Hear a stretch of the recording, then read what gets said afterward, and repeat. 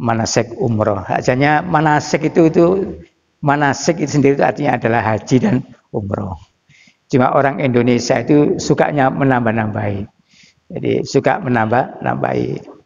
Jadi ada Nabi Ibrahim itu berdoa kepada Allah mengatakan warina manasikana, dan tunjukkanlah kepada kami ya Allah manasikana, tentang pelaksanaan haji. Nah, itu doa Nabi Ibrahim ketika ada di kota Makkah.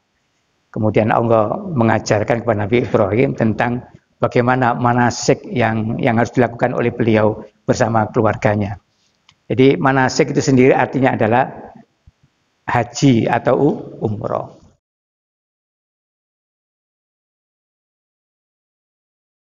Assalamualaikum warahmatullahi wabarakatuh.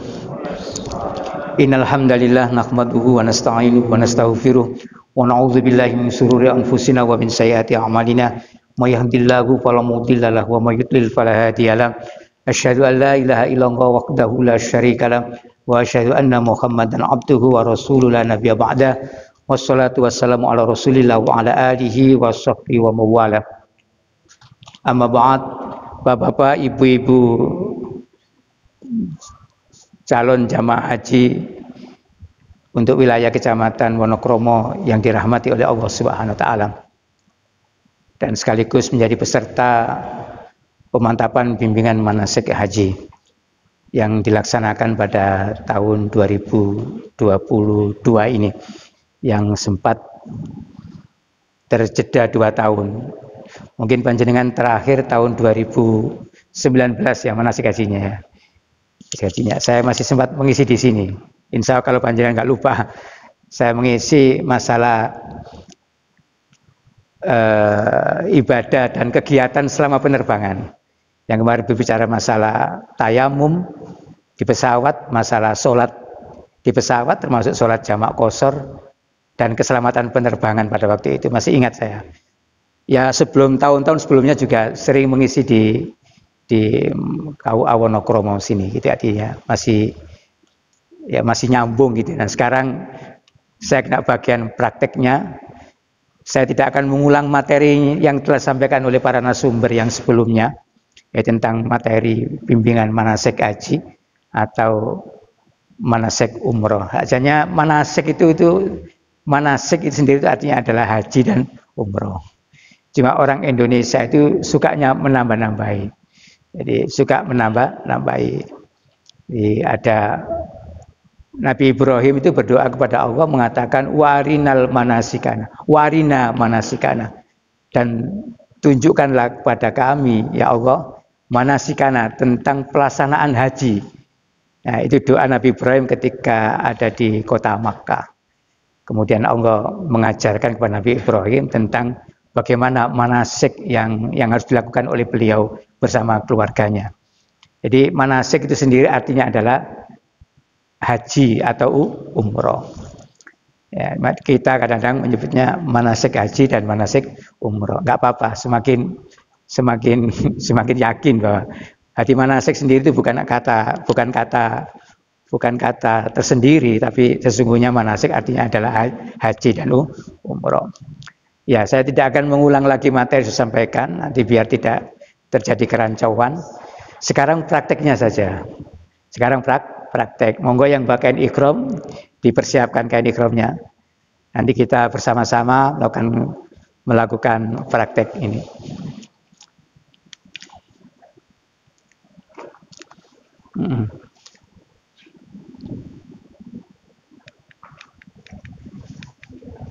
Ini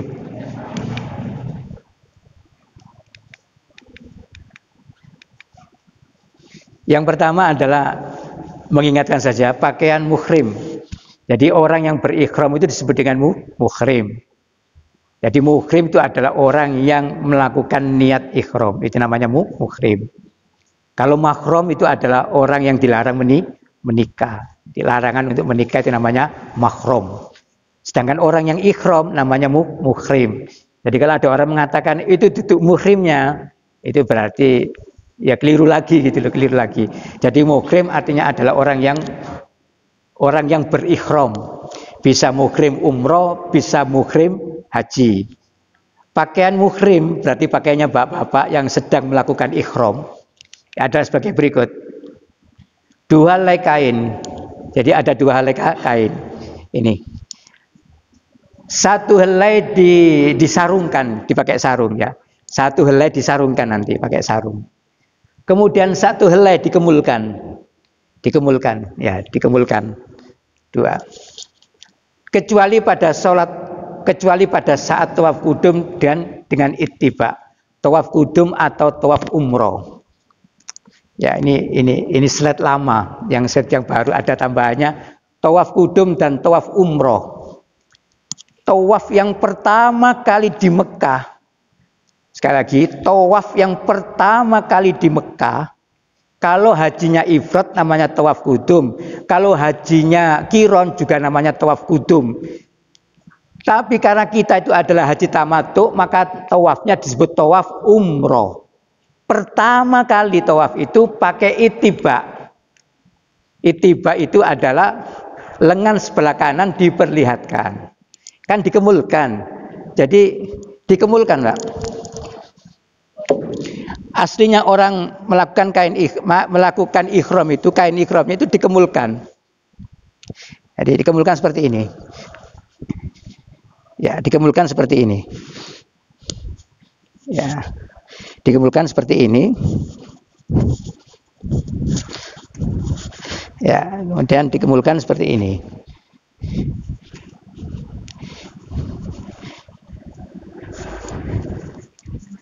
Ini kemul namanya.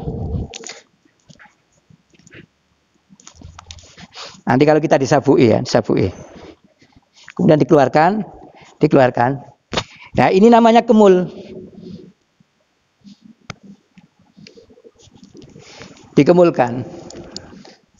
Nah, kecuali tawaf pertama kali di Mekah, itu diperlihatkan seperti ini. Namanya ittiba, Pak. Namanya ittiba.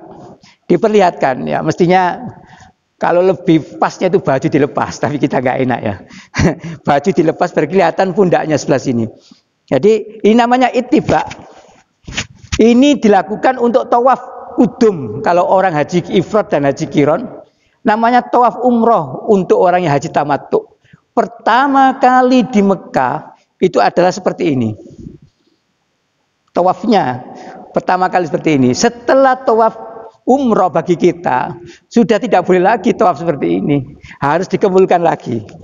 Juga demikian nanti ketika kita sholat, pada waktu kita melaksanakan sholat berjamaah, ketika kita tawaf umroh dengan posisi ittiba seperti ini, tiba-tiba ada azan. Azan masih terus.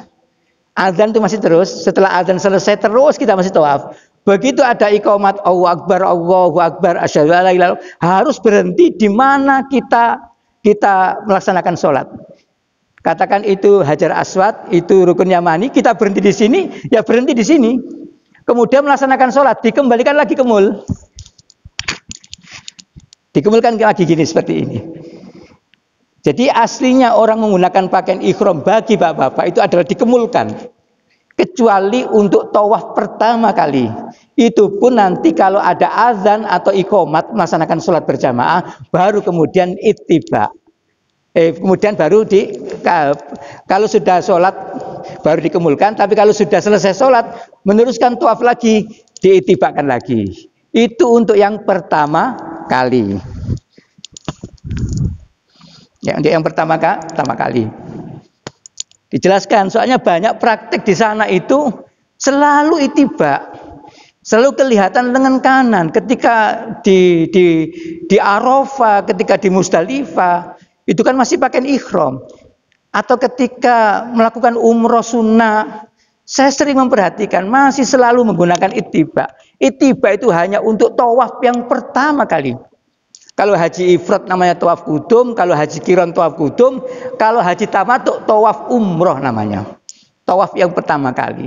Kemudian kalau ada kesempatan panjenengan tawaf sunnah atau umroh sunnah, maka tawafnya sudah tidak boleh ittiba lagi, tapi harus dikemulkan. Karena asalnya adalah 2 helai kain, 1 helai disarungkan dan 1 helai dikemulkan. Kecuali pada saat tawaf qudum atau tawaf umroh dengan ittiba. Memakai sandal boleh.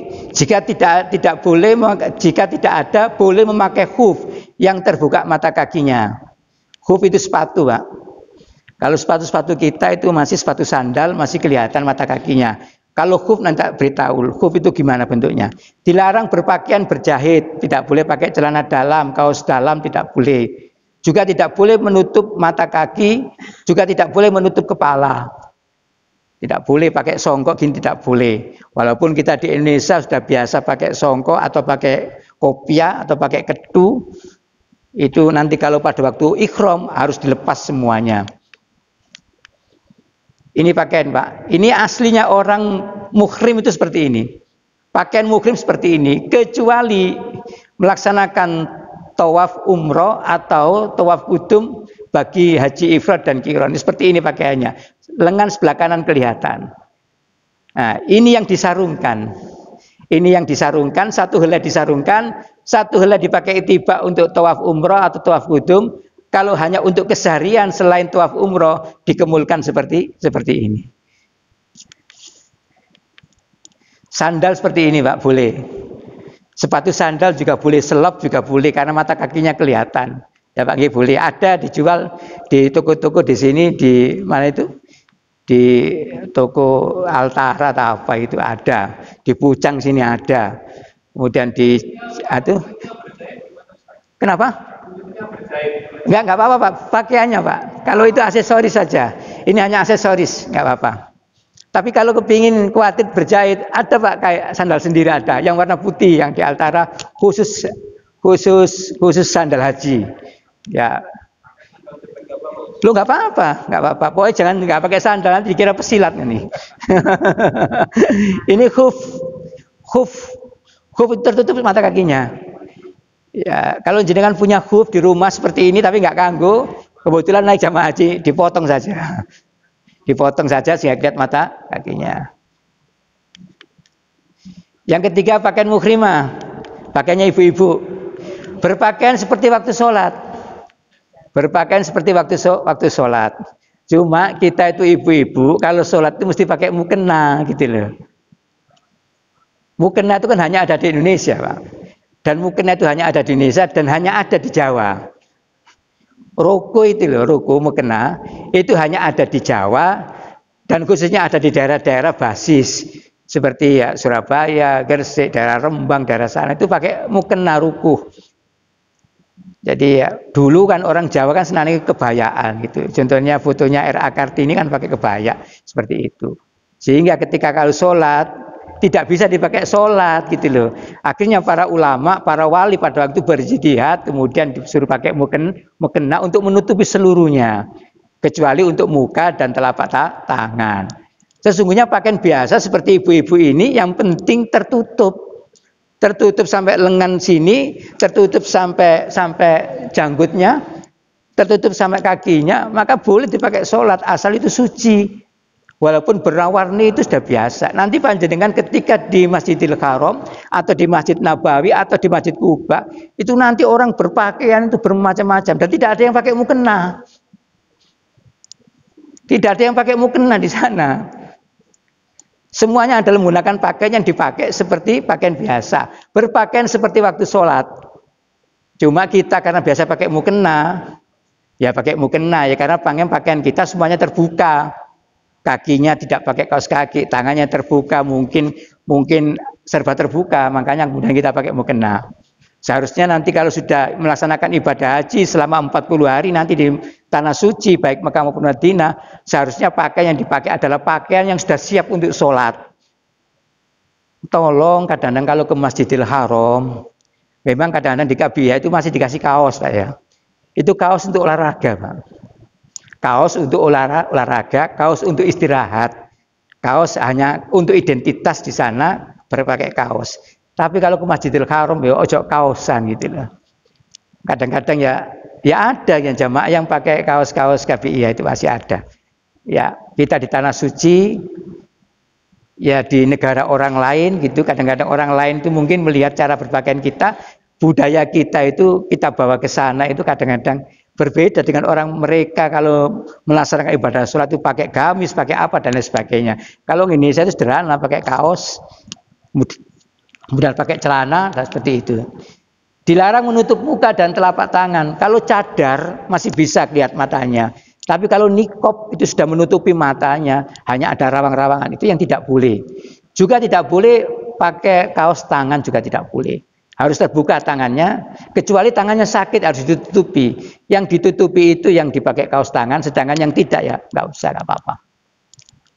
Jadi intinya adalah muka tidak boleh tutup, tapi kalau pakai nikob nggak boleh, tapi kalau pakai cadar boleh, masih kelihatan matanya. Tetapi kalau telapak tangan harus ditutupi, nggak boleh, harus terbuka seperti ini. Sampai pergelangan tangan, tangan, dilebih sedikit juga nggak apa-apa. Ini pakaiannya ya, nanti kita praktekkan. Seperti ibu-ibu nanti dicek pakaiannya. Nah ini pakaian muhrimah. Indonesia pakai putih, tapi orang luar Indonesia pakai hitam. Kalau Malaysia pakai krem warnanya. Karena apa? Kenapa pakai hitam? Karena mereka sudah biasa panas.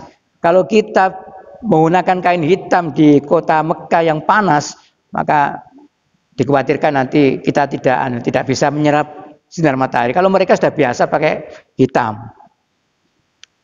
Atau seperti ini hitam. Ini pakaian ikhram, tapi artis yang pakai pakaian ini.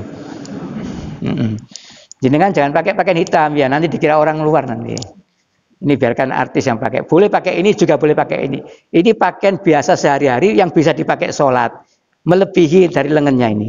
Ini pun juga gitu, pas melebihi dari lengannya. Ya, gitu. Ini kafun, ini anunya. Kita lewati pengertian kaf. Dan larangan selama ikram bagi muhrim dan muhrimah nanti. Memotong rambut dan lain sebagainya kemarin sudah. Langsung saja. Kelima, pelanggaran, ini hukumannya. Memotong rambut puasa 3 hari. Kalau sudah pakai ikhram Pak, sudah tidak boleh memotong rambut. Kalau memotong rambut ya buti uwan di sana pakai ikhram puasa 3 hari. Atau memberi makan 6 orang atau menyembelih seekor kambing. Nikahnya tidak sah. Berburu hewan, sembelih hewan seimbang, memberi makan 6 orang miskin seharga binatang yang diburu. Atau berpuasa sehari 0,8 kg berat binatang. Melakukan hubungan suami istri, nyembelih unta, lembu, hajinya batal tanpa harus diteruskan. Ketinggalan tidak bisa wukuf, segera tahallul dan menyembelih kambing tapi hajinya batal. Hati-hati Pak, larangan-larangan ini sudah banyak yang melanggar. Terhalang karena sakit atau musuh, memberi kambing di tempat terhalang dan tahallul dengan mencukur memotong rambut tapi hajinya batal. Pernah ada kejadian Pak, tahun 2010 itu. Memang 2010 itu trouble, pergantian sistem di Kementerian Agama. Jadi pergantian sistem di Kementerian Agama, dulu dari petugas haji itu dibiayai jamaah haji, kemudian berganti petugas haji itu dibiayai oleh negara. Anggapannya jamaah haji itu perubahan sistem itu belum terjadi, bahwa petugas haji itu dalam rangka untuk perlindungan oleh pemerintah tidak diambilkan dari uang jamaah, tapi diambilkan dari kas negara APBN. Karena sebagai dutanya negara, bukan dutanya jamaah, dutanya negara yang ditugaskan untuk melayani jamaah, gitu loh. Anggapannya ada masyarakat di daerah, itu pengaturan, mohon maaf ya, ketua kloter dan petugas kloter nggak boleh masuk kamar Pak. Sebelum jamaah haji masuk kamar semuanya. Seandainya jamaah petugas haji tidak dapat jatah kamar, nah karena memang nggak bayar. Kamar itu diberikan kepada mereka yang bayar. Siapa yang bayar? Jamaah haji. Sedangkan petugas haji kan nggak bayar. Jadi nunggu jamaah haji masuk dulu semuanya. 1, 2, 3, 4 sampai masuk. Ada sekitar 50 kamar masuk semuanya. Baru kamar tersisa itu miliknya petugas haji. Besar kecil dileboni 5 orang. Kalau kebetulan sisanya besar ya alhamdulillah. Kalau sisanya kecil ya kecil. Saya kebetulan dapat sisa yang kecil. Berarti dipakai untuk 5 orang ya, usul-usulan gitu. Apalagi ada perempuannya. Jadi ewu pekewu. Akhirnya sering banyak tidur di lobi, teman-teman itu sungkan ada ibu-ibu di situ.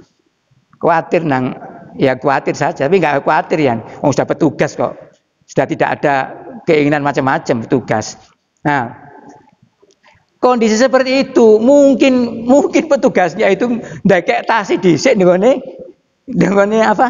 Ndekek tas dulu atau di kamar gitu. Ada beberapa orang tuh masih bingung mencari kamar. Antara yang 3 diisi yang 4, ada yang 5.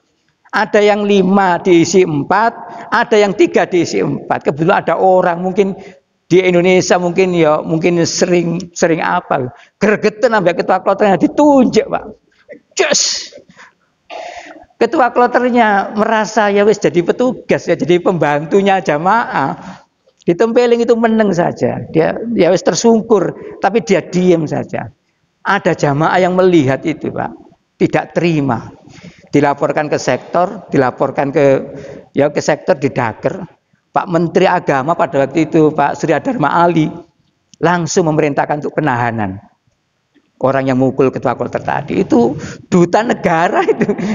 Duta negara ditempeleng ya apa. Ya bantah-bantahan kau apa cengkiwingin juga apa-apa jadi ditempeleng gitu loh. Saya ya pernah cengkiwing sama Pak Kiai ya pernah gregetan mungkin. Ya namanya orang 450 Pak ya, mungkin ada capeknya.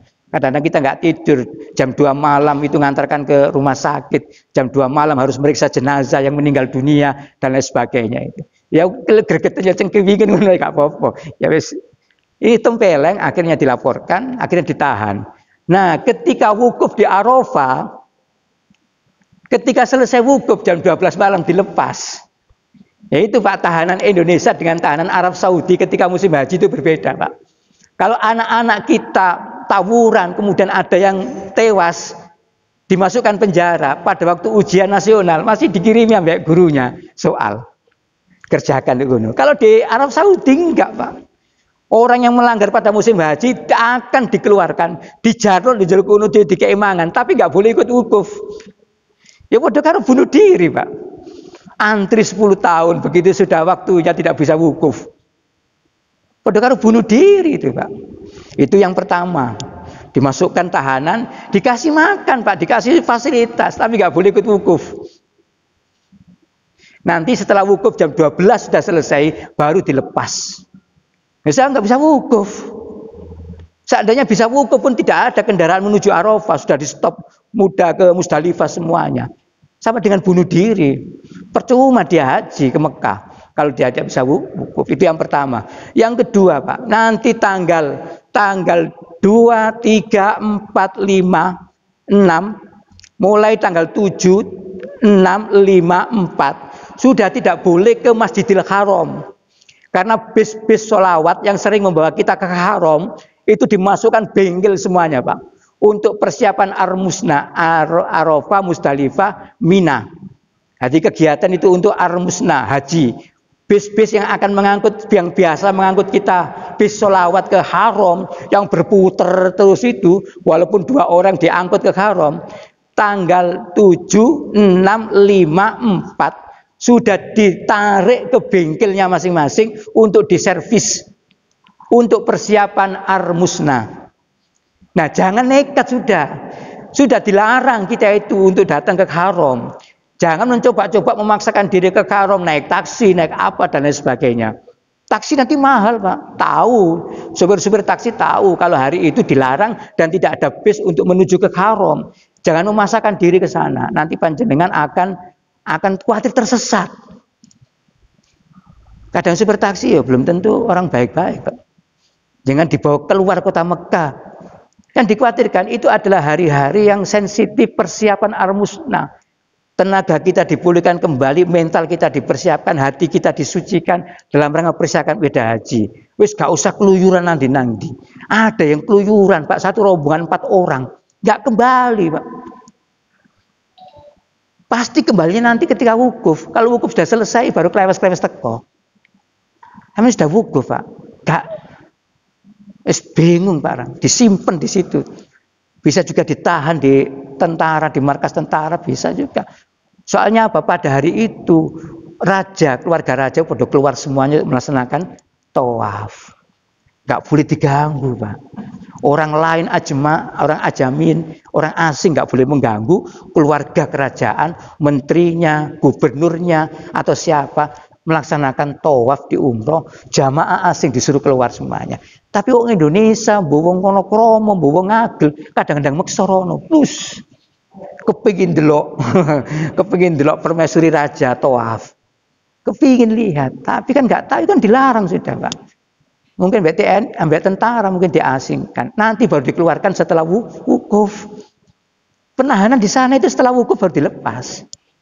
Lain di Indonesia itu masih dikasih jadi saksi nikah boleh pulang, jadi wali nikah masih boleh pulang tahanan. Mungkin ada anak-anak kita UNAS yang masih boleh UNAS, nanti disuruh kembali lagi. Kalau di sana tidak. Tahan, nanti baru selesai. Mestinya kita Indonesia seperti itu. Ditahan sudah selesai. Begitu UNAS mari kok no. Berarti dia nggak ikut UNAS. Nanti ya beratalan gitu. Itu kan Indonesia kan orangnya baik-baik, Pak. Di Arab kenceng, Pak. Wukuf selesai, baru dilepas. Padahal orang sehat seger di sana dikasih makan. Hati-hati, Pak. Jangan keluyuran pakai ihram ya. Kemudian haji kiron, haji tamattu sudah. Sekarang persiapan, alhamdulillah. Sekarang persiapan, ya. Kok ini Bu? Sebentar ya. Kok ini?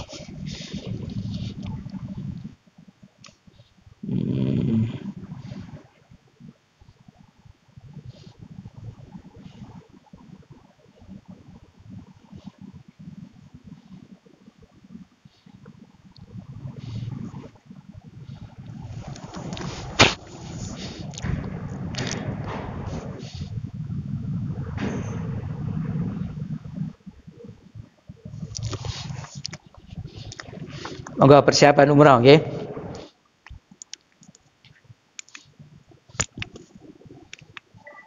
Manasik umrah. Persiapan manasik umrah. Mandi seperti mandi janabah, ya. Nanti yang gelombang pertama, ya, gelombang pertama berangkatnya insya Allah tanggal 4 Juni atau 5 Juni. Tanggal 3 Juni sudah masuk asrama. Oke. 3 Juni sudah masuk asrama haji. Ya, untuk persiapan pemberangkatan ke tanah suci. Nanti gelombang pertama itu nanti mendarat di bandara, mungkin langsung bandara Madinah. Ya, bandara Madinah. Nanti bandara Madinah, kemudian masuk ke hotel. Di sana melaksanakan arba'in selama 8 hari. Dihitung arba'innya dihitung pokoknya jumlahnya 40. Kalau datangnya sebelum maghrib, mungkin masih bisa arba'in, ada diskon arba'in maghrib dengan isya. Berarti arba'innya mulai subuh.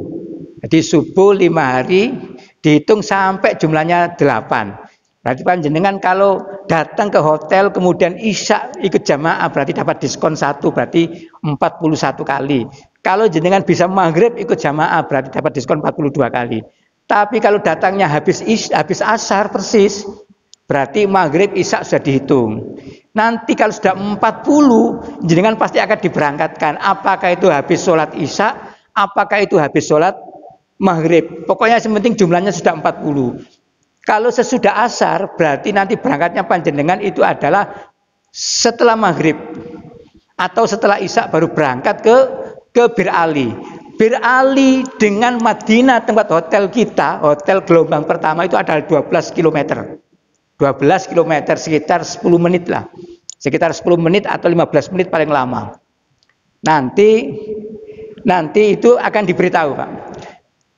Mungkin dapat arba'in sudah 38, itu nanti akan diberitahu sama petugas haji atau sama ketua rombongannya. Nanti arba'innya untuk bapak-bapak, untuk ibu-ibu gak ada masalah. Kalau habis asar sudah untuk sholat maghrib dan isya-nya sudah menggunakan pakaian ikhram, ibu-ibu gak ada masalah. Bapak-bapak tidak usah pakaian ikhram, tapi pakaian yang siap untuk sewaktu-waktu ikhramnya sudah diletakkan di luar atau di atas kopernya. Begitu selesai sholat isya, segera pulang dari sholat isya itu ke hotel langsung menggunakan pakaian ikhram. Berarti mandinya itu dilakukan sebelum maghrib. Kenapa? Di hotel ya. Mandinya seperti mandi jenabah. Mandinya seperti mandi jenabah. Mandi jenabah itu dengan mandi biasa, bedanya ada pada niat yang pertama. Kalau mandi biasa tidak pakai niat, tapi kalau mandi jenabah harus pakai niat. Niatnya adalah raf al hadas, raf al hadas akbar, yaitu menghilangkan hadas yang besar. Niat adalah fil qalb, dalam hati. Atau mungkin yang biasa dilesankan ya dilesankan. Nawaitu ghusla raf il hadasil akbar. Kemudian yang kedua yang bedakan adalah kalau mandi jenabah itu dimulai dengan wudhu dulu. Berwudu dulu seperti wudu untuk sholat. Mulai cuci tangan, berkumur, mengasuh wajah, sampai menyiram kaki. Kaki disiram. Kemudian setelah wudu, baru kemudian disiram 3 kali, dan seterusnya selesai. Kadang-kadang masih disiram lagi, nggak apa-apa. Itulah namanya mandi jenabah. Tetapi tidak harus. Cuma kita menganjurkan mandinya seperti mandi jenabah. Kalau panjenengan keberatan mandi jenabah, ya nggak apa-apa mandi biasa. Tapi kalau panjenengan tidak keberatan dengan mandi jenabah, ya mandi jenabah saja. Memang walaupun ada aturan mandi jenabah tidak boleh pakai sampo, tidak boleh pakai sabun dalam hari keseharian, ya monggo itu ikhtilaf, itu perbedaan dan kita tidak boleh terjebak dalam perbedaan tersebut. Yang penting mandi jenabah dipakai niat dan diawali dengan wudu. Meminyaki dan menyisir rambut setelah handuan, rambutnya diminyaki. Bisa minyak bris, bisa minyak gaspi, minyak bilkrim, atau minyak rambut lah untuk bapak-bapak ya. Mungkin ibu-ibu ada nggak yang pakai minyak rambut atau pakai apa? Pakai untuk penyubur rambut atau apa yang wangi, silakan nggak apa-apa. Pokoknya meminyaki dan menyisir rambut yang rapi, Pak. Bawa sisir, Pak, ya. Juga bawa minyak rambut, juga bawa sisir untuk disisir dan minyaki. Yang kedua, melumuri badan dengan sebaik-baik minyak wangi yang didapat. Setelah rambutnya diminyaki, kemudian disisir bagus, baru kemudian badannya dikasih minyak. Dulu ada Fionola ya. Iya, Fionola Bu. Sing dikocok-kocok gitu, gosok-gosok di ibu itu biasanya wanita itu kan digosok-gosok. Tapi bapak-bapak diminyaki seperti minyak begini. Nah ini minyak dalal yang terkenal di Arab ini. Ada namanya kholiji, ada namanya rasha, dan ada namanya macam-macam lah minyak. Nah, tapi yang kenal ini, yang terkenal ini dalal. Ini biasanya orang pakai begini, makanya saya bawa tadi contohnya warna hijau seperti ini. Ada yang kholiji. Yang warna hijau plus itu kholiji, tapi dioles-oleskan nanti ibunya yang melumuri gitu, seret gitu. Ya, dilumuri ya, melumuri badan dengan sebaik-baik minyak wangi. Jadi badannya yang dilumuri. Itu Rasulullah SAW dilumuri badannya oleh Aisyah istri beliau, dilumuri badannya. Setelah itu, setelah dilumuri dengan minyak, sudah selesai memakai pakaian ihram. Memakai pakaian ihram. Ayo coba pakai pakaian ihram. Karena langsung praktek ini. Monggo. Yang pakaian ihram.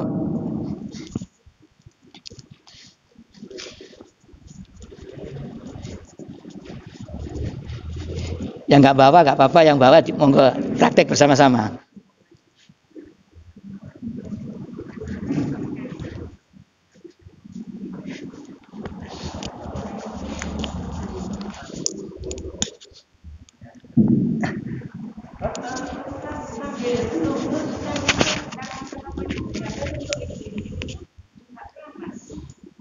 Iya. Jadi begini Bu, ya, mohon maaf. Mandi jenabah dengan keramas itu berbeda. Kalau keramas belum tentu mandi jenabah, tapi kalau mandi jenabah pasti keramas. Tapi ada sebagian ulama itu mengatakan kalau mandi jenabah itu tidak pakai keramas. Dikhawatirkan air tidak bisa menyentuh ke rambut atau ke badan. Kalau sebelumnya sudah kena sabun. Jadi memang kebiasaan kita, mohon maaf ya, kita masuki wilayah yang paling dalam dari kita. Ya seharusnya orang keramas itu kan tidak harus selalu diawali dengan hubungan suami istri.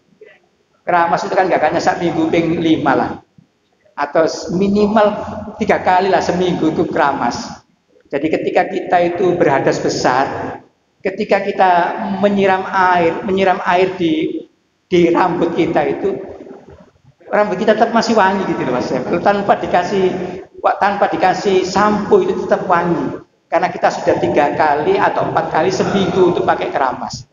Ada yang mengatakan kalau kita pakai sampo, apalagi samponya banyak, air itu tidak bisa menyentuh rambut kita karena terbungkus oleh samponya tadi itu. Yang dikhawatirkan seperti itu. Makanya mandi jenabat, mandi wajib itu kan singkat loh. Di luar kita niat, di dalam kita berwudu, setelah wudu ambil air diusapkan 3 kali, seret 3 kali, ambil lagi 3 kali. Kalau ibu-ibu pakai konde, dilepas kondenya, sudah selesai. Sudah digeruduk 3 kali, biar sudah 3 kali. Sekali, kemudian ambil lagi sekali, sebelah kanan 1, sebelah kiri 1. Sudah dikosok-kosok. Kalau selama kita dalam mandi wajib tadi tidak menyentuh hal yang melanggar wudhu, maka sudah selesai. Tinggal kita menyiram 3 kali, kaki kanan, kaki kiri. Selesai sudah. Biar kita segera sholat gitu loh. Kalau pakai keramas, kadang nggak sampai 5 kali, 10 kali biar gitu. Padahal ada aturannya 3 kali. Ya gitu aja ya. Jadi kalau bisa sebelum pelaksanaan umroh wis keramas saya sing wah kesabune. Gerwocek terus. Jadi ketika pas waktunya umroh sudah tinggal bersih saja. Begini Pak caranya. Ini caranya. Ya. Untuk yang gelombang kedua. Untuk gelombang yang kedua nanti niatnya itu pakai mikronya di pesawat. Ya, gelombang kedua itu nanti pakai mikronya di pesawat. Berarti mandi-mandinya ada di asrama haji. Gelombang kedua. Ini gelombang pertama yang ada di hotel. Ya, ada di hotel. Orangnya apa? Disisakan kan? Disisakan. Nah, kalau bisa disisakan seluas badan kita. Ini dipegang, tarik, disisakan badan kita. Ya. Ini kemudian ditarik ke sini. Ya.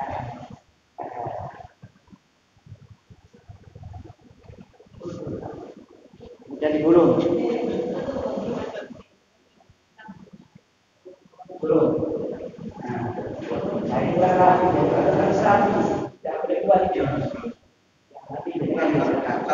Kemudian setelah pakai ini langsung jongkok sini. Ya kan enggak? Ya kan. Nanti kita bisa pakai dalam langsung kalimat dikasih ke begini.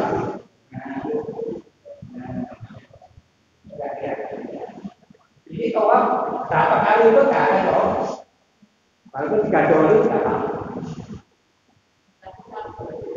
Apalagi nanti dikasih sabun.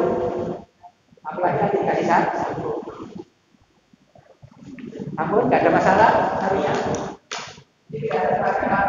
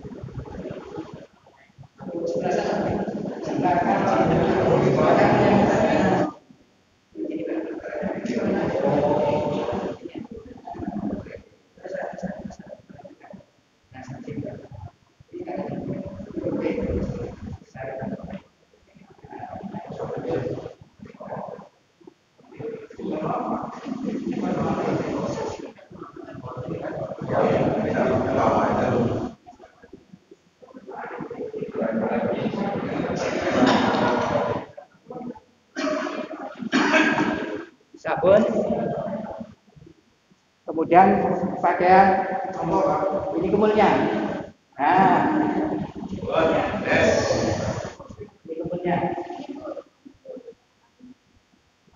Bukan ini. Bukan ini. Kita di sini.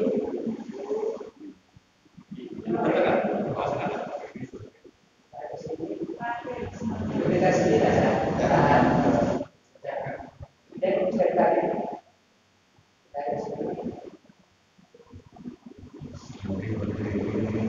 Kemudian ditarik, kemudian disabui. Boleh Pak, ini aksesoris Pak. Sabu itu aksesoris. Jadi sabu itu aksesoris, bukan dari bagian.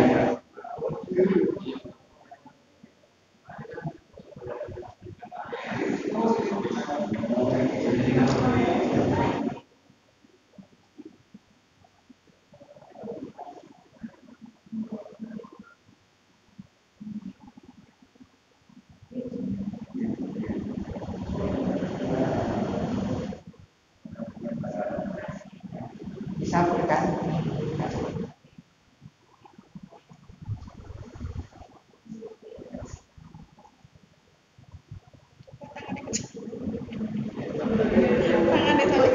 Oke.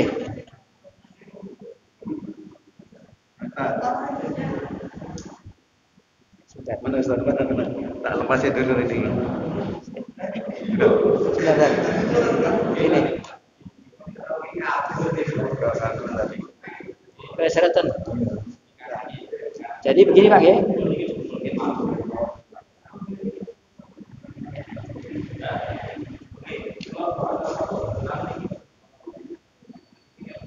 Satu izin.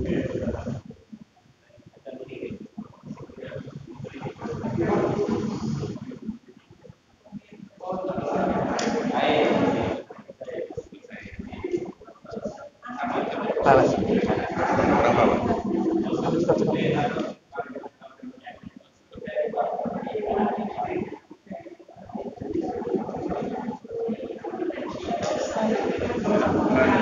Oke.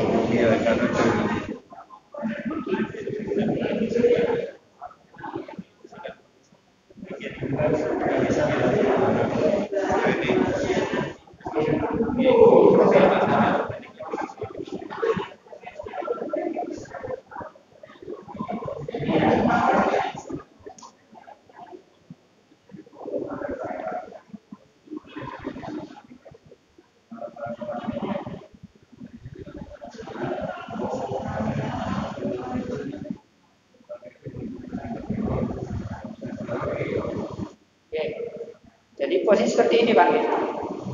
Ini aslinya ketika kita berikhram, ketika kita menggunakan pakaian ihram adalah bentuknya seperti ini. Dikepulkan seperti ini. Ya, dikepulkan seperti ini. Jadi tertutup semuanya, dikepulkan seperti ini. Ya. Kemudian memakai pakaian ihram, ya. Kalau ibu-ibu pakai ihramnya seperti biasa. Jangan diperlihatkan dulu Pak, dikepulkan dulu. Ya, dikepulkan dulu. Ya, dikepulkan dulu, dimasukkan seperti itu. Jadi dikepulkan seperti itu. Jangan ada satupun yang intibak yang diperlihatkan. Ya. Pakai ihram sudah selesai. Kalau sudah pakai ihram seperti ini, pakai ihramnya tidak boleh kena minyak. Ya. Pakai ihramnya tidak boleh dikasih minyak apapun, nggak boleh. Dikasih minyak tidak boleh. Juga nggak boleh ditempelkan tubuh kita, ihram kita tidak boleh kena minyak. Jadi tubuh kita, ihram kita tidak boleh kena minyak. Baru kena minyak sebelum, kalau sudah pakai ihram sudah nggak boleh. Kalau sudah pakai ihram nggak boleh. Sebelum pakai ihram masih boleh.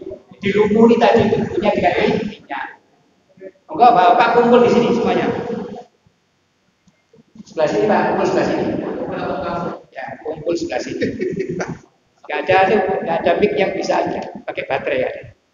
Nah, sebelah sini Pak kumpulnya sebelah sini. Sambil lihat. Iya, iya. Sesudah itu, ini bandara KA ya, ini bandara KA.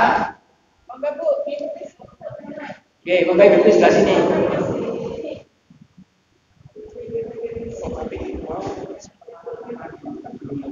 Iya, itu minyak dulu. Ada pesisir yang bagus, minyak di seluruh minyak baru pakai ikrom. Itu nggak boleh pakai minyak. Nggak boleh. Itu nggak nempel. Nggak apa-apa. Minyak menempel apa ya? Kain ikrom menempel di tubuh juga tidak apa-apa. Atau ibu dulu menunggu bapak ya, menunggu bapak. Di atas bapak, nanti bapak salah dodi. Ikrom umrah dilakukan di mikot. Nanti gelombang pertama di Bir Ali, gelombang kedua di bandara. Katakan ini kita sudah di Bir Ali, sudah di Bir Ali, kemudian setelah di Bir Ali kita sholat sunnah ikrom. Sholat sunnah ikrom. Memang ada riwayat Aisyah ketika di Syarif itu Aisyah Rasulullah SAW itu dikasih minyak sama Aisyah. Kemudian Rasulullah berpakaian ikram, kemudian sholat di Masjid Syarif. Syarif itu dengan Bir Ali itu masih dengan Zulhulaifah itu masih ada sekitar berapa kilo. Jadi sudah beliau sholat di masjid. Tidak diketahui sholat apa itu, tapi yang jelas beliau setelah menggunakan pakaian ikram, kemudian sholat di Masjid Syarif. Dia itu apa? Bukan di Masjid Syarif, beda lagi. Bukan di Hudaybiyah. Hudaybiyah itu kasus ketika ada peristiwa. Namanya perjanjian Hudaybiyah dulu dengan menang kafir Quraisy. Nah, ketika kendaraan sudah selesai sholat ya, anggap saja di Masjid Bir Ali sholat 2 rakaat, kemudian panjenengan akan diajak berangkat untuk naik bis, ya, naik bis ya. Nah, setelah naik bis, monggo agak geser ke sana, agak geser ke sana, terus agak geser ke sana, agak geser ke sana. Terus ke sini Pak. Terus ke sini. Anggap saja sekarang kita di atas bis. Di atas bis jumlahnya sesuai dengan rombongannya masing-masing. Dengan rombongan 1, apa rombongan 2, rombongan 3, rombongan 4 sampai rombongan 10 itu masih dalam satu bis. Rombongan 1 ya bis 1, rombongan 2 ya bis 2, rombongan 3 bis 3. Itu karena masih belum masih di Mekah. Kalau sudah di Mekah nanti musim haji rombongannya sudah tidak, bisnya sudah tidak sesuai dengan rombongan lagi. Satu bis bisa diisi 2 rombongan, 3 rombongan. Ya. Jadi sekarang sudah di bis, kemudian kita melakukan niat atau ihram untuk umroh. Karena kita haji tamattu, maka mengawalinya adalah dengan umroh dulu. Dengan membaca labbaik umroh atau labbaik Allahumma umroh. Ikuti saja saya. Labbaik Allahumma umroh. Labbaik Allahumma umroh. Setelah mengucapkan labbaik Allahumma umroh, itu berarti larangan selama berikram sudah berlaku. Tidak boleh memotong rambut, tidak boleh bertengkar, tidak boleh berbantah-bantahan, tidak boleh kena minyak, tidak boleh ada pakaian berjahit. Nah, sebelum mengucapkan labbaik umroh, ibu-ibu diberi kesempatan untuk memeriksa bapaknya. Mungkin dipegang pantatnya, apakah masih pakai celana dalam atau tidak, atau apakah bapak masih pakai sokokan yang dilepas. Ya, ini latihan kan, harus ada kebenaran. Seperti itu nanti kadang-kadang terjadi. Kalau terjadinya latihannya itu masih bergeraknya sedikit apa-apa. Itu tengah-tengah baru ini lupa kok pakai sokokan. Solusinya bagaimana? Ada. Tapi kalau memulai di mikot itu nanti. Biasanya kalau pakai kendaraan pribadi kembali lagi. Tapi kalau di tengah jalan, ya dilepas saja. Tapi nanti solusinya nanti akan diselesaikan oleh ketua rombongannya di sana. Kalau lupa juga sama ada. Itu jangan lupa. Yang ada bisa lupa. Yang lupa yang ada itu yang lupa. Ya. Sekarang sudah selesai diperiksa semuanya, ibu bapak itu ketua rombongannya atau ketua kloternya sudah siap semuanya, dan tidak ada yang pakai berjahit, sudah semuanya sudah.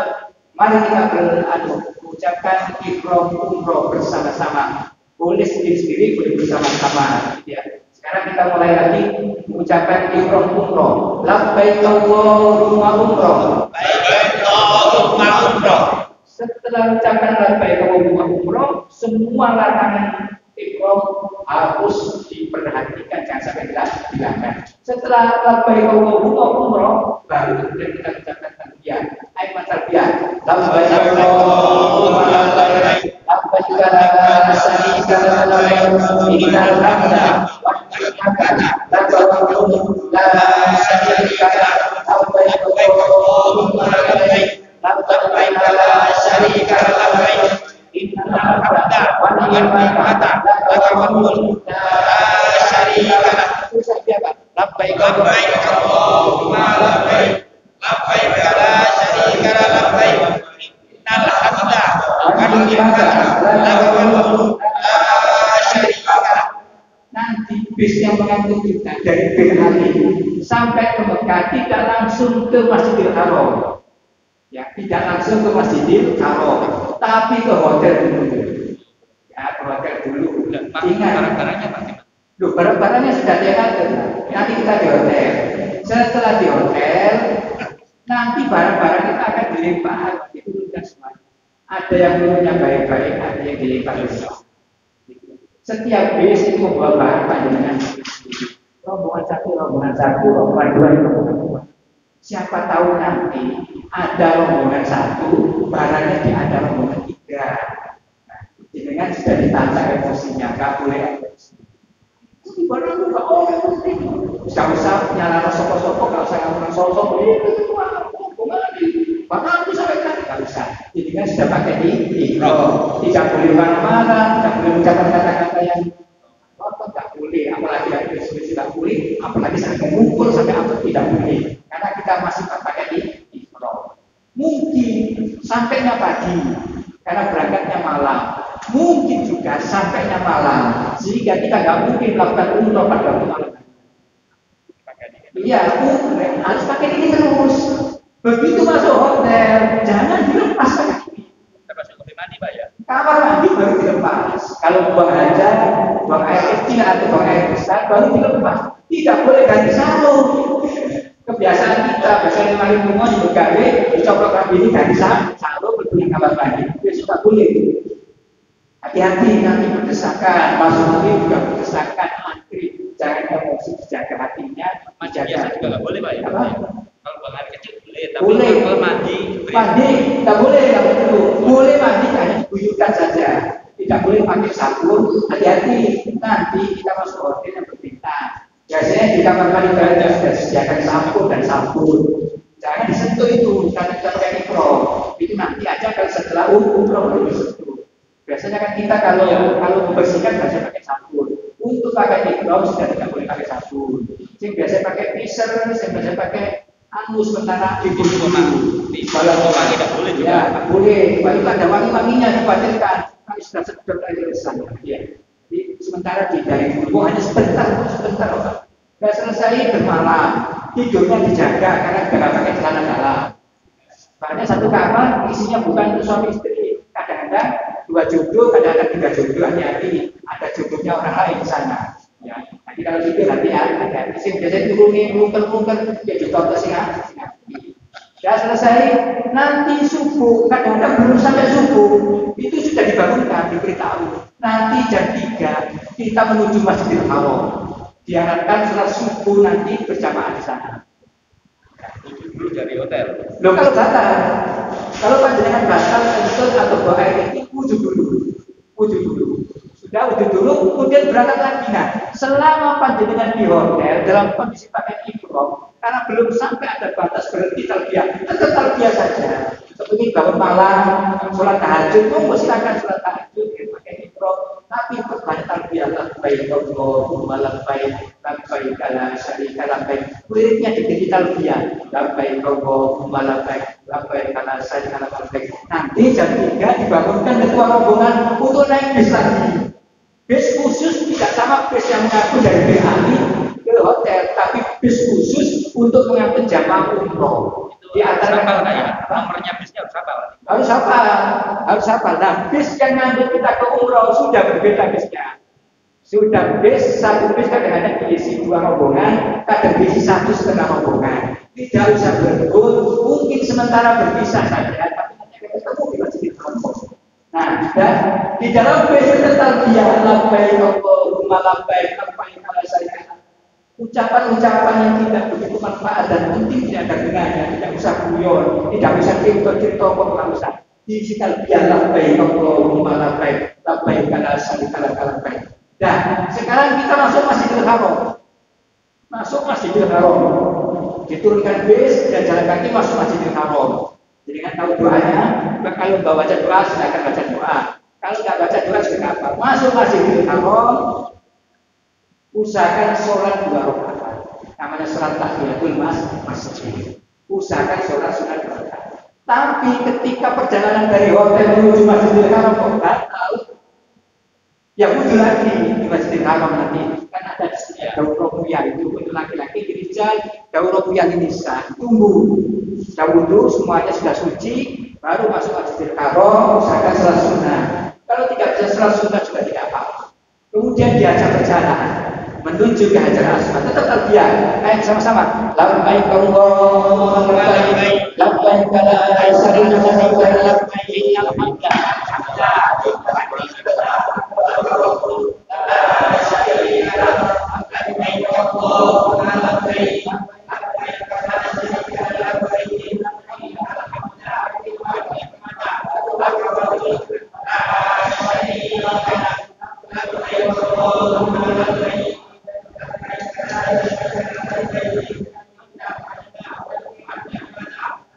والملك لا شريك له لبيك اللهم لبيك لبيك لا شريك لك إن الحمد والنعمة والملك لا شريك لك لبيك اللهم لبيك.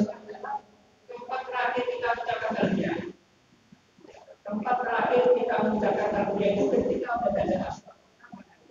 Nah, kalau sudah ada asbab seperti ini, langsung posisi kaki rohnya ittiba seperti ini. Lengan kanan terlihat, lengan kanan juga terlihat. Bahu kiri menghadap ke Ka'bah Baitullah, selalu menghadap ke Baitullah dengan kanan sebelah kanan. Ya, nempelkan tali, nempel di tali kakinya. Nanti ada garis namanya garis hijau, tebal hijau. Usahakan kaki menyentuh garis hijau. Kemudian ucapkan salam. Jangan dari sini, kalau belum nempel, kembali nempel silakan. Yang mau nempel silakan. Nempel silakan. Angkat tangan dari posisi ini. Ucapkan Bismillahirrahmanirrahim. Bismillahirrahmanirrahim. Kemudian tangan kanan itu. Kemudian tangan kanan. Tangan kanan. Baca Subhanallah.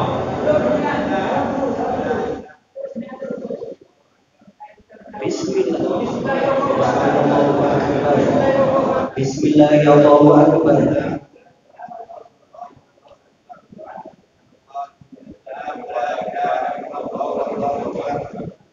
Subhanallah walhamdulillah wa la ilaha illallah wallahu akbar.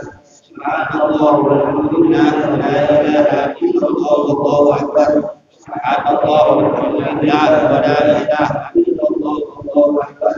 Subhanallah walhamdulillah wa la ilaha illallah wallahu akbar. Subhanallah walhamdulillah wa la ilaha illallah wallahu akbar. Subhanallah walhamdulillah wa la ilaha illallah wallahu akbar. Subhanallah walhamdulillah wa la ilaha illallah wallahu akbar.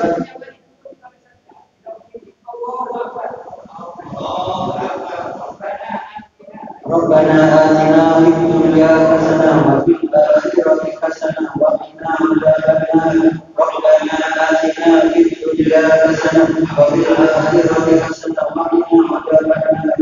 Rabbana atina fid dunya hasanah wa fil akhirati hasanah wa qina adzabannar. Rabbana atina fid dunya hasanah wa fil akhirati hasanah wa qina adzabannar. Rabbana atina fid dunya hasanah wa fil akhirati hasanah wa qina adzabannar. Rabbana atina fid dunya hasanah wa fil akhirati hasanah wa qina adzabannar. Rabbana atina fid dunya hasanah wa fil akhirati hasanah wa qina adzabannar. akhirati hasanah wa qina adzabannar. Allahu akbar. Rabbana atina fid dunya hasanah wa fil akhirati hasanah wa qina adzabannar. Rabbana atina fid dunya hasanah wa fil akhirati hasanah wa qina adzabannar. Dengan kesini terus ke sini. Nah, nanti melihat makom Ibrahim. Ada bubuan di sini, kurungan emas. Ya, itu namanya makom Ibrahim. Langsung ucapkan wattaqibu min makom Ibrahim musyrika. Oke. Baik, wattaqibu min makom Ibrahim musyrika. Wattaqibu min makom Ibrahim musyrika. Boleh sebelah sana, boleh sebelah sini, boleh di sebelahnya. Belakangnya boleh. Ini adalah Ibrahim dengan sholat 2 rakaat. Ada sholat 2 rakaat. Kemudian dengan kembali lagi di sini menghadap ke Hajar Aswad tadi, mengucapkan salam terakhir. Bismillahirrahmanirrahim. Bismillahirrahmanirrahim. Itu dipisah terakhir, baru dia menuju sofa. Sofa ada sebelah sana, menuju sofa sana. Nah, ketika melihat sofa, ucapkan inna sofa wal marwa nasibullah. Nanti prakteknya siapa? Bahasan. Prakteknya nanti harus punya sendiri tentang ini tadi praktek untuk akhir daripada pengucapan talbiyah. Jadi terakhir dari pengucapan talbiyah. Saya nanya sedikit ya, pada niat umroh itu kalau saya mengajikan itu ngomongnya gimana? Mengumrohkan, mengajikan jangan ya. Mengajikan, ya. Labbaik Allahumma umrohtan li siapa? Oh, itu Li siapa? siapa? Nanti itu mertua saya gitu. Ya, sebutkan namanya. Sebutkan namanya Asri. Ya, li siapa? Katakan nama mertuanya siapa namanya? Asriha binti perempuan. laki-laki. Oh ya, Asriha bin siapa? Bapak dengan perempuan. Selesai ya. Sabun, tetap situ aja istirahat di situ dulu. Ini tadi namanya ihram umroh. Ihram umroh sampai berkaitannya, kemudian pada waktu sholat dikembalikan lagi seperti ini. Ketika sa'i nanti posisinya adalah dikumpulkan lagi. Setelah sa'i adalah dikumpulkan lagi. Kumpul lagi.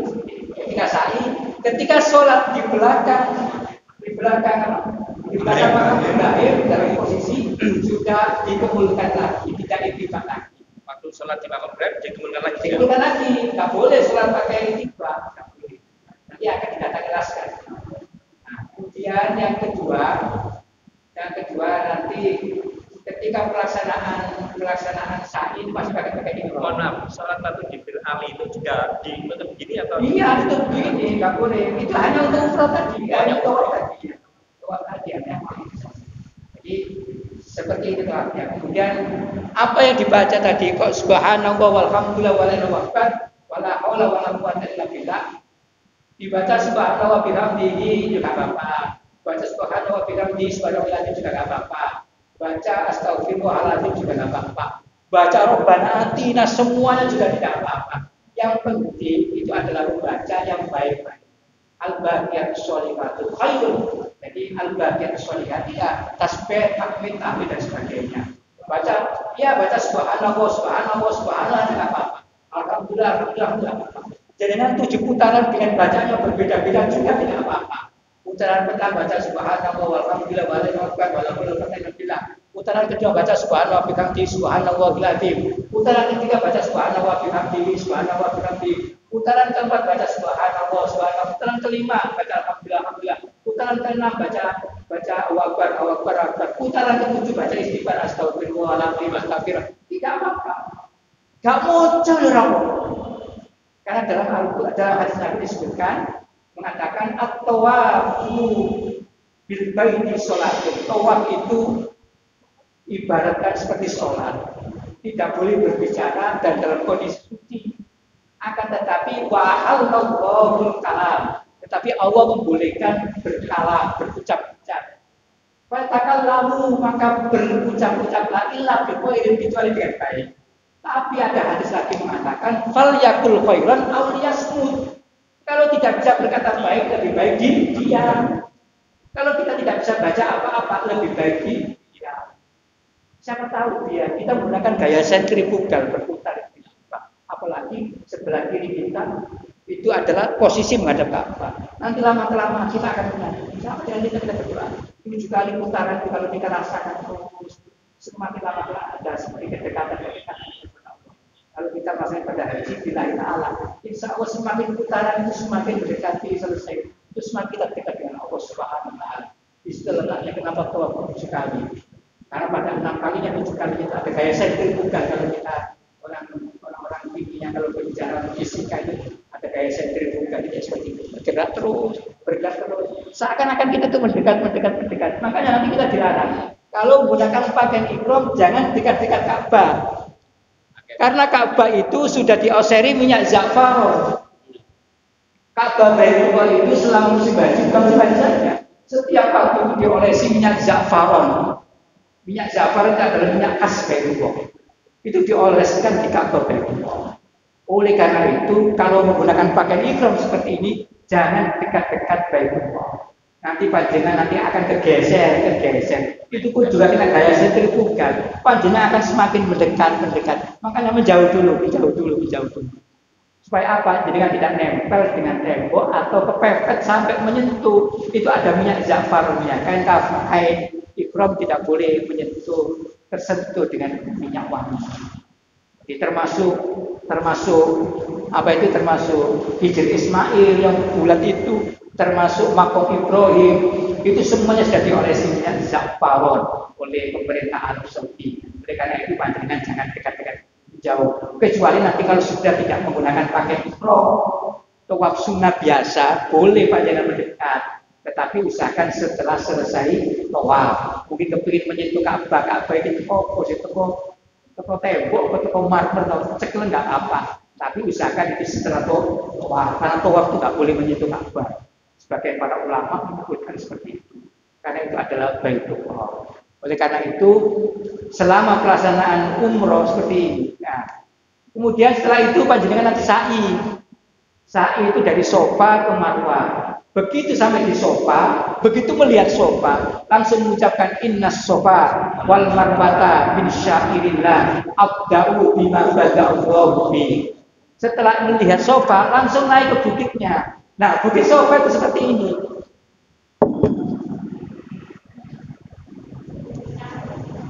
Ya. Bukit Sofa itu seperti ini, Pak. Monggo jangan persen. Bukit Sofa itu seperti ini. Ini temboknya. Ini ada tembok besar, itu ada tembok besar, tembok Marwah. Ada tembok lagi di sini, Pak, tembok kecil. Tidak sebesar tembok ini. Tembok kecil. Jenengan nanti usahakan putarnya itu mulai tembok sana. Jangan ikut-ikut sebelah sini. Walaupun ini termasuk dalam bukit Sofa, tapi yang lebih afdal adalah di belakangnya. Di belakang temboknya. Nah, di sana itu adalah bukit Sofanya. Itu jendela yang bukit Sofa. Sekarang dipenes. Sekarang sudah dipagar. Usahakan tadinya tidak usah untuk pagar, tapi usahakan berdiri di situ. Nah, ketika berdiri di situ, berdiri di atas bukit itu, diusahakan semaksimal mungkin itu melihat Ka'bah. Untuk melihat Ka'bah, katakan ini Ka'bah, itu Ka'bah jalur-jalur. Usahakan panjenengan melihat Ka'bah itu. Iya, di Sofa itu sebelah sana. Usahakan melihat Ka'bah itu. Kelihatan, susah Ka'bah. Pasti kelihatan walaupun sedikit hitamnya itu ya. Saya kelihatan. Langsung mengucapkan Allahu Akbar. Allahu Akbar. La ilaha illallah wahdahu. La syarika lah. Lahul mulku wa lahul hamdu wa huwa ala kulli syai'in qadir. La ilaha illallah wahdahu. Anjaza wa'da wa nasara 'abda wa zabal ahzaba wa'da. Tiga kali. Lagi yang kedua, Allahu Akbar. La ilaha illallah wahdahu. La ilaha illallah wahdahu. La syarikalah lahul mulku wa lahul hamdu wa huwa ala kulli syai'in qadir la ilaha illallah wahdahu anjaza wa'da wa nasara wa'da wa hazama al-ahzaba wa'da. Sekali lagi, Allahu Akbar. La ilaha illallah wahdahu lahul mulku wa lahul hamdu wa huwa ala kulli syai'in qadir. La ilaha illallah wahdahu anjaza wa'da wa nasara wa'da wa hazama al-ahzaba wa'da. Ya, 3 kali, kemudian kaki kanan bergerak menuju sofa. Tidak ada doa yang harus dibaca. Ayo bergerak. Bergerak. Ini ada benar hijau. Iya. Langkah kecil ini. Iya. Allahumma rabbana. Nanti ada yang berdoanya, ikut saja. Iya. Selesai. Begitu lampu hijau selesai, jalan kaki lagi. Begitu melihat marwah, langsung naik marwah. Tidak usah putar kaki ke sofa lagi. Cukup naik marwah saja. Nah, ketika naik marwah, di atas marwah ini. Ini bukit marwah, ya. Hitung 1 bukit marwah. Usahakan dia tak lagi. Dia tak lagi usahakan di marwah. Kemudian ucapkan la ilaha illallah. Allahu Akbar. La ilaha illallah. La ilaha illallah. La syarika lahu. La syarika lahu. Lahul mulku wa lahul hamdu. Wa huwa ala kulli syai'in qadir. La ilaha illallah. La ilaha illallah. Anjaza wa'da. Anjaza wa'da.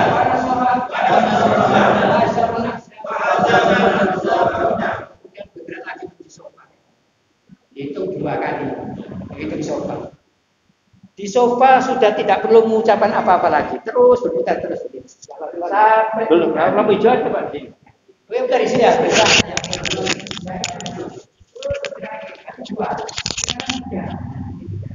Tiga. Begitu masuk putar hijau, kemudian bergerak lagi.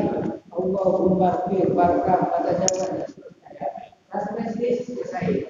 Naik lagi ke sofa, ke bukit marwah. Berarti sudah itu berapa? 3 kali. Ini 4 kali. Dan terus-terusnya ini ada 7 kali di sini. Nah, kita tahallul. Kondisi pakainya masih pakai ihram lengkap dikemukakan. Nah, antara panjenengan, antara saudara-saudara itu membutuhkan. Yang pertama Ustaz siapa? Katanya nanti ada jasa yang membuktikan bagi mereka yang sudah tahallul, minta tolong yang sudah tahallul digunting. Menggunting atau mencukur rambut itu ada 2 kemungkinan, digundul dan dipendekkan. Usahakan panjangnya dipendekkan sedikit aja. Untuk sementara itu hanya sedikit saja. Kita 3 kali belajar. Sedikit saja. Setelah selesai baru kemudian berdoa. Kalau sudah cukup berdoa, karena yang sudah tahallul membantu yang lain, bantu yang lain. Nah, untuk ibu-ibu nanti dibantu sedikit. Dibantu dibuka jilbabnya oleh bapaknya, ya, oleh bapaknya. Tak boleh orang lain. Karena buka rambutnya oleh bapaknya digunting 3 kali. Nanti ada caranya di sini digunting, jadi selesai. Baru berdoa. Allahumma fir lil muhallikina wal muqassirina itu doa tahallul. Doa itu kata Rasulullah yang diutamakan itu muhallikina yang bodoh. Artinya yang bodoh didoakan Rasulullah dahulu. Baru yang memotong rambut yang pendekkan didoakan yang kedua wal muqassirin. Terserah jenengan mau bodoh berarti didoakan yang pertama. Tapi kalau mau pendekkan didoakan nomor 2. Pilih yang pertama yang 2 sama saja. Soalnya nanti gundul. Jadi nanti kalau menunggu waktu haji, kalau masih lama itu kemungkinan diajak umroh lagi sama kabinet. Ada umroh dari Cirona, misalnya ada dari Hudaybiyah, ada dari Tan'im dan sebagainya. Bagi yang mereka yang tidak pakai umroh sunnah ya tidak ada masalah kalau gundul. Bagi mereka yang biasanya sering umroh, namanya umroh royal. Nah, umroh royal itu namanya. Hanya orang yang punya duit aja 2 kali umroh. Namanya bahaya kan? Jadi namanya umroh royal. Boleh, umroh royal itu boleh. Silakan. Yang jelas lihat kondisi panjenengan. Aja sampai umroh royal pas bayi haji empor. Jadi nang repoti orang banyak. Di bawah nang haji digotong ngake. Apalagi numpak ambulan safari bukut tak tahu boleh dengan mengikuti program seperti itu, tapi ingat bahwa ada yang lebih penting, lebih utama yang bersifat rukun, yaitu haji. Itu penting, itu butuh kesehatan karena agak lama, 6 hari, setidaknya 2 hari juga bisa melepaskan. Nah, setelah panjenengan selesai berdoa tadi, Allahumma fir bil muhalliqina wal muqassirina, berarti telah selesai dengan tertalun, ikatan ihram sudah selesai, ganti pakaian biasa. Larangan-larangan ihram sudah tidak berlaku lagi, akan tetapi tetap diperhatikan. Sekali orang kewan tetap harus barang dengan jauh-jauh tidak boleh. Itu menunjukkan bahwa pakaian ihram dilarang. Tidak pakai ihram pun ya tidak boleh, tidak boleh pohon-pohon tidak boleh, menyembelih hewan tidak boleh, bukan hewan kita, bukan kita yang terakhir, kita menyembelih tidak boleh. Kemudian berkata kotor, berkata ropas, berkata bantahan, walaupun tidak pakai ihram pun juga tidak. Nanti juga berkata-kata, aku ihram itu, aku semua baca bantahan. Jadi dari sana, seragam, ambil bantahannya apapun. Jangan tadi sangat sapi adanya obat saudara, adanya bisa pakai asik saja. Oke, namun sekarang istirahat. Nah dulu, boleh dilepas? Boleh. Boleh dilepas, boleh. Oke, pulang lah. Ibu gimana? Ayo ibu coba sama saya. Terakhir. Sekarang ibu-ibu,